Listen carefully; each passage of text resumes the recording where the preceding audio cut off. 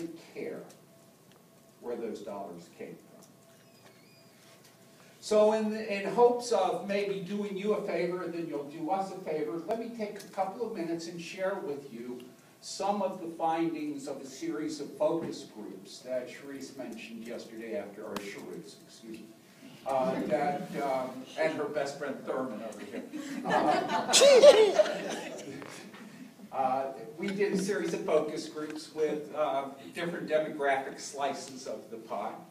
And we kept them in a room for about 90 minutes and had a facilitated conversation. And at the end of the conversation, we gave them a series of bullet points. And we asked them to identify the stuff that they really cared about now that they've gotten some information on pretrial justice and the stuff that they could take to the Number one, reaction. The one issue, the one bullet point that across the board they said, wow, that's really important to me, is that we currently spend in excess of $9 billion in this country annually to detain pretrial defendants. They were shocked. Why were they shocked?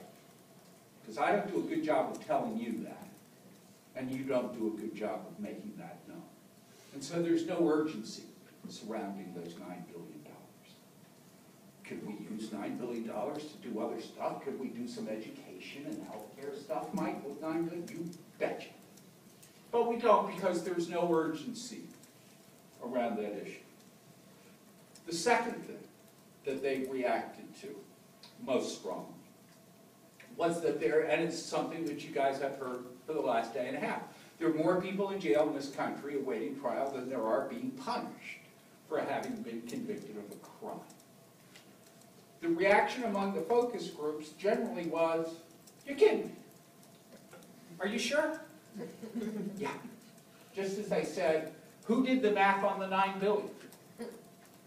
Because there's some incredulity, whatever that word is, to hearing what actually makes up our pretrial justice systems.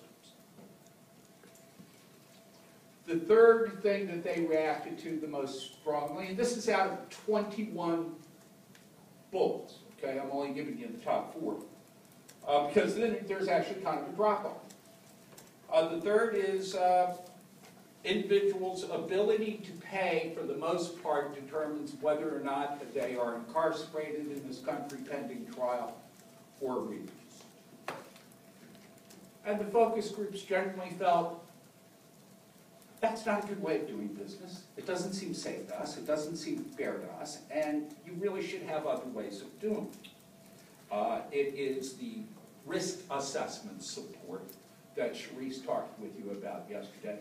Honest to God, across the board, whether we were talking with high school educated Latino women in Denver or college educated white males in another community, across the board, their responses, why aren't you using risk assessment?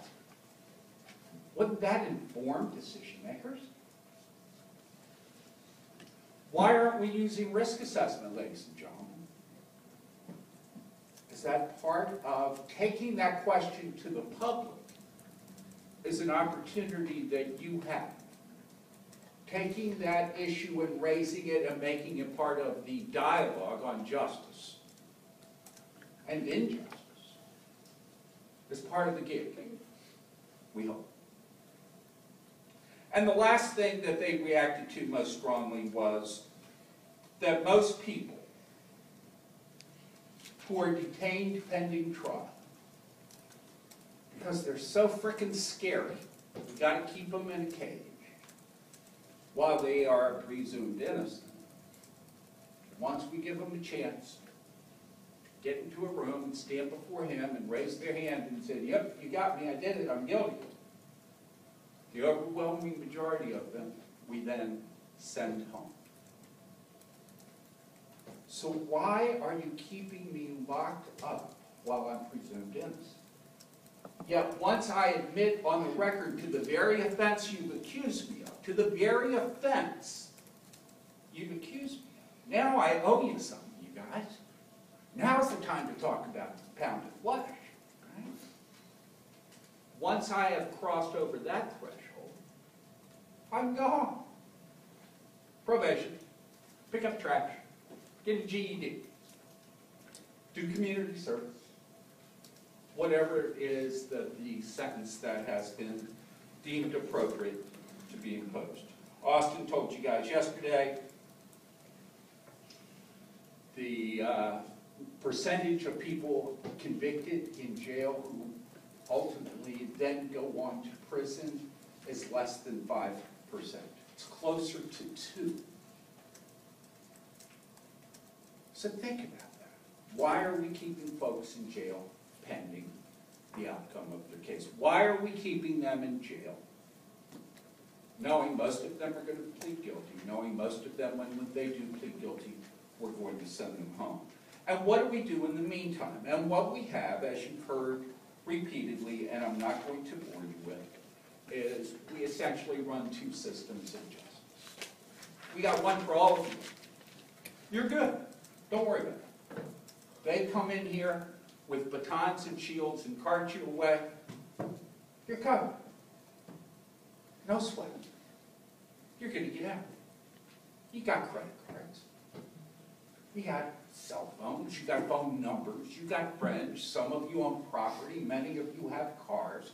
You're going to be able to provide the commodity that we use to determine and to bargain release pending trial. And you're going to be just fine as a result.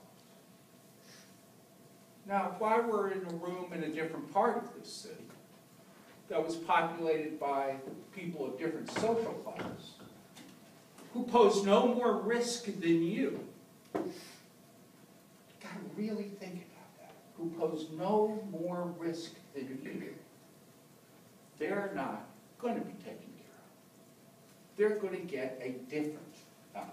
They're going to get locked up. And they're not going to get locked up because they're scarier, or they're less responsible, or they're more likely to flee. They're going to get locked up simply because of their inability to do what you can do. And that is to provide some of the commodity that we use to barter for release. And so the folks who have been talking to you for the most part over the last day and a half have argued, is it not time to replace that commodity with a new one? Is it not time to take risk? Put it on the table. Let the defense bar argue. Let the prosecution push it in the face of decision makers. Let the outcomes associated with all of this be tracked and be held publicly accountable. So many of you have asked questions over the last day and a half that go to transparency, my description. You guys love transparency. And when someone starts to suggest that I'm going to cloud transparency, your antennae go up and you make a mad rush for the issue, right? God bless you for that. Ladies and gentlemen, where the hell's the transparency in the current bail system? Christine Seattle, how much did Maurice Clemens pay in a bail bond? No one knows. The amount of cash.